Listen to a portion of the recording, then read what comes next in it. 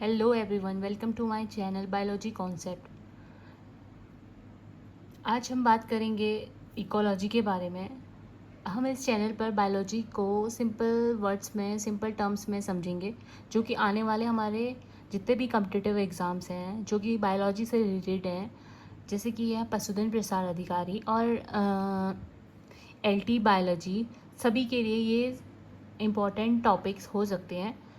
तो आज हम बात करेंगे इकोलॉजी के बारे में। इकोलॉजी क्या है? इकोलॉजी इकोलॉजी बायोलॉजी की एक ब्रांच है जिसके अंदर हम स्टडी करेंगे, study of inter relation between the organism and the environment, known as ecology. जैसे कि आप देख सकते हैं इकोलॉजी। तो इकोलॉजी क्या होती है? इसमें क्या होता है, जो ऑर्गेनिज्म हम वहाँ पे हमारे इकोसिस्टम, हमारे जो इन्वायरमेंट है उसमें जो ऑर्गेनिज्म होते हैं उसका और उसके इन्वायरमेंट का, ऑर्गेनिज्म और उसके इन्वायरमेंट का इंटर रिलेशनशिप देखते हैं। और अब हम बात करेंगे टर्म इकोलॉजी। जो टर्म इकोलॉजी दिया था वो दिया था रेटर और हैकल ने दिया था फर्स्ट। एंड जो टर्म इकोसिस्टम दिया है वो दिया है एजी टेंसले ने। और जो फादर ऑफ इकोलॉजी हैं वो हैं अलेक्जेंडर वॉन हम्बोल्ट्ज, जिन्होंने स्पीसीज एरिया रिलेशनशिप भी दिया है। और फादर ऑफ, अब हम बात करते हैं father of Indian biology. India में जो इंडियन इकोलॉजी के फादर हैं वो हैं रामदेव मिश्रा, आर.डी. मिश्रा। और फादर ऑफ प्लांट इकोलॉजी है एल्टन। एक साइंटिस्ट थे ओडम, जिन्होंने इकोलॉजी का एक डेफिनेशन दिया। Ecology is the study of structure and function of nature. तो इनके अकॉर्डिंग था इकोलॉजी एक क्या है, ecology is the study of structure. हम अपने नेचर के स्ट्रक्चर का और उसके फंक्शन का जो स्टडी करते हैं वही इकोलॉजी है। और इसमें हम अब बात करेंगे इकोलॉजी के ब्रांचेस हैं। इकोलॉजी के दो ब्रांचेस हैं, एक होता है ऑर्टिकोलॉजी, एक होता है सिनिकोलॉजी। ये बहुत इंपॉर्टेंट टर्म्स हैं। ये मेन कर बहुत खास हैं, बहुत खास टर्म्स हैं जो कि एग्ज़ाम्स में पूछे जाते हैं, जिनको दिया है स्क्रॉटनर एंड क्रिचनर ने। तो ऑर्टिकोलॉजी क्या होता है? एक सिंगल स्पीसीज़ की इकोलॉजी होती है।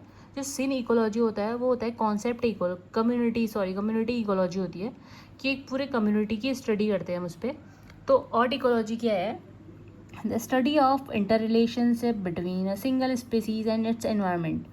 तो जो ऑर्टिकोलॉजी है उसके अंदर हम एक सिंगल स्पीसीज़ का इंटर रिलेशनशिप स्टडी करेंगे, एक सिंगल स्पीसीज़ का। और जो कम्युनिटी इकोलॉजी होगी उसमें पूरे कम्युनिटी का, इसमें क्या है, study of inter relationship of population, environment, community and their inter relationship.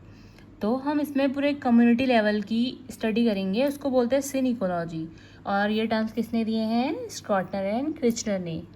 तो हमारा नेक्स्ट टॉपिक है इकोलॉजिकल फैक्टर्स। इकोलॉजिकल फैक्टर्स क्या होते हैं? एक होते हैं, टू टाइप्स के होते हैं। एक होते हैं ए बायोटिक फैक्टर, एक होते हैं biotic factor. Abiotic factor के अंदर आता है atmosphere, temperature, light, soil, air, water. And biotic factor के अंदर आते हैं लिविंग ऑर्गेनिज्म, जैसे कि इस वर्ड्स में ही छुपा है बायोटिक। बायो मतलब होता है लिविंग, तो इसके अंदर जितने भी हम पढ़ेंगे वो होगा लिविंग ऑर्गेनिज्म। तो इसके अंदर आते हैं ऑटोट्रॉप्स, हेटेरोट्रॉप्स। तो जो एटमॉस्फेयर है, एटमॉस्फेयर क्या होता है? लेयर ऑफ गैसेस है और clouds covering the planet help in place by gravity, जो कि ग्रेविटी में भी हेल्प करता है। इसमें बहुत सारे गैसेस की लेयर होती हैं और ये क्लाउड से कवरिंग करे रहता है। तो इसमें कंटेन करता है बहुत सारे सेवरल लेयर्स होते हैं, जैसे कि स्ट्रेटोस्फेयर, ट्रोपोस्फेयर, बहुत सारे लेयर्स देखने को मिलेंगे आगे, जिसको हम, जो सेवरल लेयर्स होते हैं इसको बोलते हैं स्ट्रेटिफिकेशन ऑफ एटमॉस्फेयर। ठीक है, इस सेवरल लेयर्स के लिए जो लेयर होती हैं उनके लिए एक टर्म्स आता है जिसको बोलते हैं स्ट्रेटिफिकेशन ऑफ एटमॉस्फेयर। जो सबसे नीचे लेयर होती है वो होती है ट्रोपोस्फेयर। ये हैं लेयर्स, ट्रोपोस्फेयर, स्ट्रेटोस्फेयर। जो सबसे नीचे होती है वो होती है ट्रोपोस्फेयर, उसके बाद उससे ऊपर होती है स्ट्रेटोस्फेयर, देन आती है mesosphere, then the thermosphere and ionosphere. जो ट्रोपोस्फीयर होती है, ट्रोपोस्फीयर से मीजोस्फीयर तक जो होता है टेम्परेचर घटते जाता है। मीजोस्फीयर से ट्रोपोस्फीयर तक टेम्परेचर डिक्रीज होते जाता है। जो सबसे coldest part of the atmosphere है वो है mesosphere, top of the mesosphere, जिस पे -90 डिग्री सेल्सियस टेम्परेचर होता है। और देन मीजोस्फीयर से ऊपर को टेम्परेचर बढ़ते जाता है। एंड जो जैसा टेम्परेचर लेयर्स के हिसाब से गिरता है तो 6.5 डिग्री पर किलोमीटर कम होता है। तो जैसे 1 किलोमीटर पर किलोमीटर के हिसाब से 6.5 डिग्री सेल्सियस टेम्परेचर गिरते जाता है, ठीक है। तो उसको बोलते हैं लैप्स रेट। ये एक इम्पोर्टेंट टर्म्स है, ये बहुत एग्जाम से पूछा जाता है। तो लैप्स रेट क्या होता है? 6.5 डिग्री सेल्सियस पर किलोमीटर के हिसाब से जब टेम्परेचर डिक्रीज होता है तो उसको बोलते हैं लैप्स रेट, ठीक है। और देन जो ट्रोपोस्फेयर है उसका इक्वेटर से उसके डिस्टेंस है 18 kilometre from equator. Then stratosphere आता है, स्ट्रेटोस्फेयर की डिस्टेंस है 18 किलोमीटर से 50 किलोमीटर। और उसके बाद आता है मीजोस्फेयर। मीजोस्फेयर का होता है 50 किलोमीटर से 85 किलोमीटर। ऐसी टेम्परेचर बढ़ते जाता है किलोमीटर के हिसाब से, डिस्टेंस बढ़ते जाता है। और जो इनके जंक्शंस होते हैं, जैसे ट्रोपोस्फेयर और स्ट्रेटोस्फेयर के बीच में जो जंक्शन होता है उसको बोलते हैं ट्रोपोपॉज। और जैसे स्ट्रेटोस्फेयर और मीजोस्फेयर के बीच में जो जंक्शन होगा उसको बोल देंगे स्ट्रेटोपॉज। और मीजोस्फेयर और थर्मोस्फेयर के बीच में जो होगा उसको बोलेंगे मीजोपॉज, ठीक है। जो ओजोन लेयर होती है हमारी वो होती है स्ट्रेटोस्फेयर में। और ये कितने किलोमीटर तक होती है? ये होती है 15 to 30 किलोमीटर, इसके बीच में ओजोन लेयर पाई जाती है। जो ओजोन होती है, ओजोन भी 2 टाइप्स की होती है, एक होती है बैड ओजोन, एक होती है गुड ओजोन, ठीक है। ट्रोपोस्फेयर में जो ओजोन होती है वो होती है बैड ओजोन, और जो स्ट्रेटोस्फेयर में होती है वो होती है गुड ओजोन। और जो लाइफ है एग्जिस्ट है वो है ट्रोपोस्फेयर में, सबसे नीचे वाले स्फेयर में है लाइफ एग्जिस्ट जो हम करते हैं यहाँ पे, वो है ट्रोपोस्फेयर में ओनली।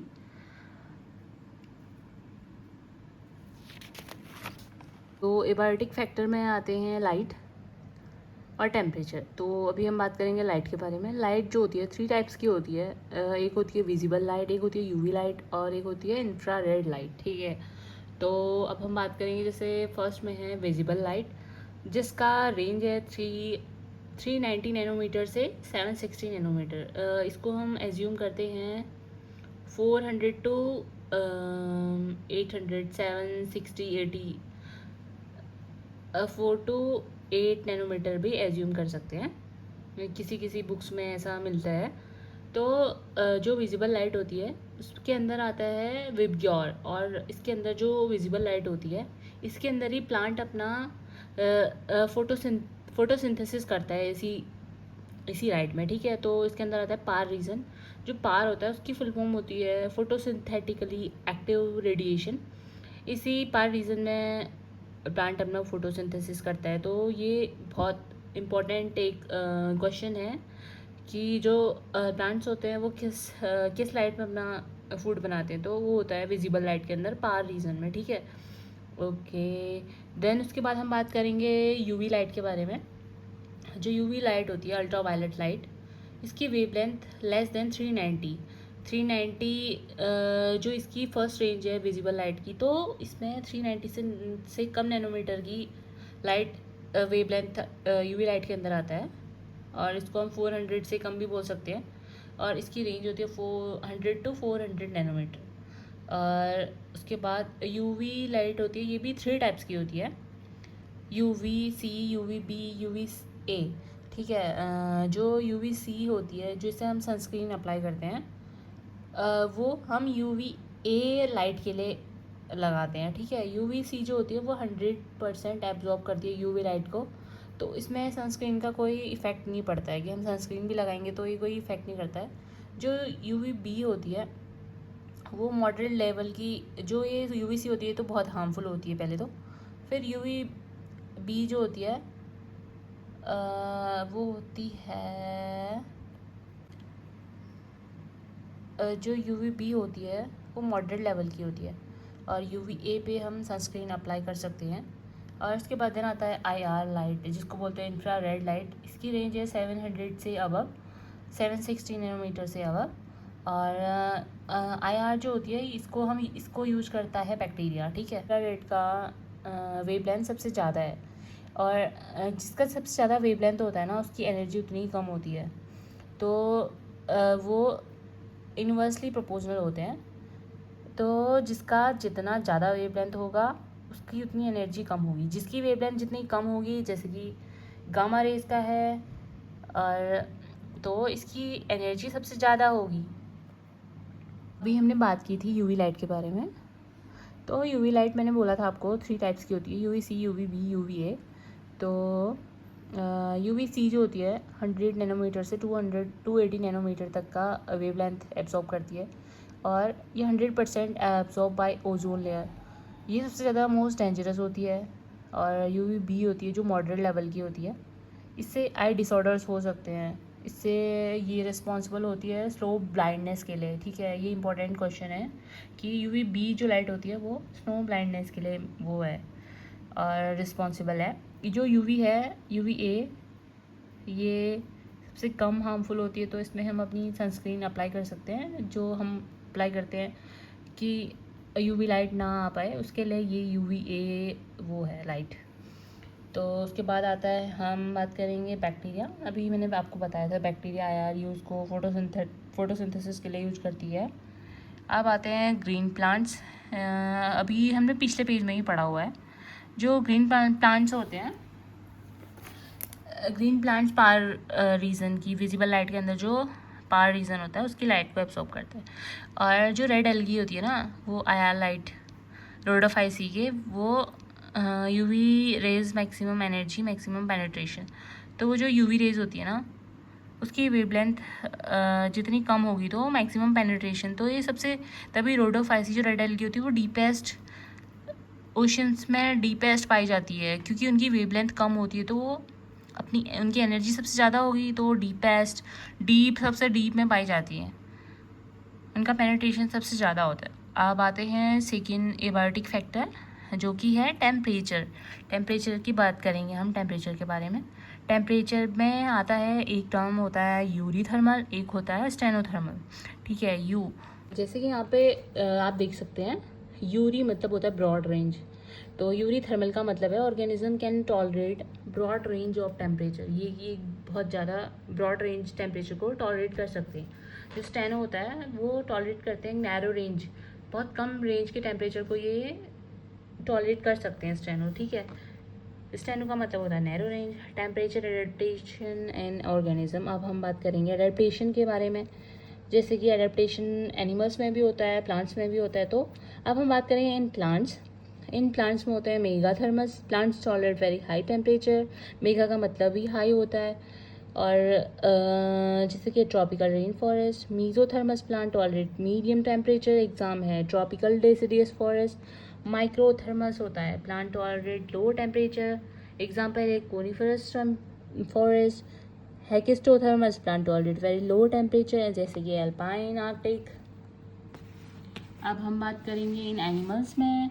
तो एनिमल्स में भी 2 टर्म्स होते हैं, एक होता है इन पॉइकिलोथर्मस, जिसको हम बात करते हैं कोल्ड ब्लडेड एनिमल्स, और एक होता है होम्योथर्मस, जिसको बोलते हैं वार्म ब्लडेड एनिमल्स। जो कोल्ड ब्लडेड होते हैं इनकी बॉडी का टेम्परेचर एटमॉस्फेयर के टेम्परेचर के साथ चेंज होता जाता है। मतलब कि अपना जो टेम्परेचर होता है वो वेरी करते रहते हैं, वेरिएबल बॉडी टेम्परेचर। इनका टेम्परेचर फिक्स नहीं होता है। एग्जाम्पल है फिशेस, एम्फीबियंस और रेप्टाइल्स। और दूसरी तरफ हम होम्योथर्मस वार्म ब्लडेड, जो कि हम हैं ह्यूमंस। तो इनका जो बॉडी टेम्परेचर होता है वो कांस्टेंट बॉडी टेम्परेचर होता है। Temperature of body does not change according to the surrounding. मतलब हम अपनी सराउंडिंग के अकॉर्डिंग अपना बॉडी का चेंज नहीं कर पाते हैं टेम्परेचर। जैसे जिसमें आता है बर्ड्स और मैमल्स। एक हम यहाँ पे समझ सकते हैं, जो कि ये हमारा अर्थ है, अर्थ के बीच में इक्वेटर, और ये नॉर्थ और ये साउथ पोल। तो जो इक्वेटर है, इक्वेटर में मैक्सिमम टेम्परेचर होता है, और जो इक्वेटर से जो पोल की तरफ जाते हैं तो उसका टेम्परेचर डिक्रीज़ होते जाता है, तो ये मिनिमम टेम्परेचर हो जाता है, ये भी मिनिमम होगा। तो जैसे जो पोलो पे जो एनिमल्स होते हैं ना, वहाँ पे टेम्परेचर कम होता है तो डाइवर्सिटी भी ऑल्सो कम हो जाती है। और जो इक्वेटर पे हाई टेम्परेचर होगा तो वहाँ पे सबसे ज़्यादा हमें बायोडाइवर्सिटी मिलेगी। अब हम बात करेंगे एस्केप इन टाइम। जैसे कि है कुछ एनिमल्स होते हैं वो अपना टाइम से बचने के लिए अपनी बॉडी को चेंज कर लेते हैं बहुत। तो एक उसमें फर्स्ट आता है हाइबरनेशन, और जिसको बोलते हैं विंटर स्लीप, और आता है डाइपॉज, और आता है एस्टिवेशन। हाइबरनेशन होता है विंटर स्लीप, जिसमें आता है बियर, बैट्स, स्क्वेरल्स। और फ्रॉग जो होता है ना, वो फ्रॉग होता है जो वो शो करता है हाइबरनेशन को, और as well as aestivation summer sleep को भी शो करता है वो। ठीक है, ये इंपॉर्टेंट क्वेश्चन है। और डाइपर्स क्या होता है? Suspended development in insects, dormancy of insect, inactive. ये अपने कुछ टाइम के लिए अपनी लाइफ को इनएक्टिव कर लेते हैं। एस्टिवेशन जो होता है वो समर स्लीप होता है, जैसे कि स्नेल, रेप्टाइल्स, क्रोकोडाइल्स, अर्थवॉर्म।